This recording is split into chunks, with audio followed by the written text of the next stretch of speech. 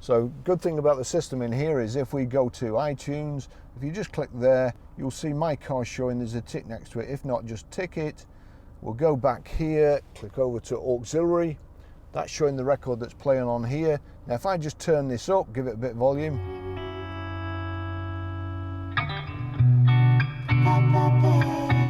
That's it.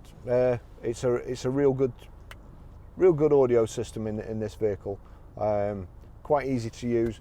If you can't get auxiliary, if you can't get the tunes playing, go into settings, just to check this, go down to Bluetooth, select Bluetooth, look at paired device list, click paired device list, and you see there you've got hands-free and audio.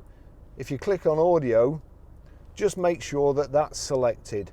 See my phone there, select, and then click select. So that's how you do it. I hope that helps. Thank you.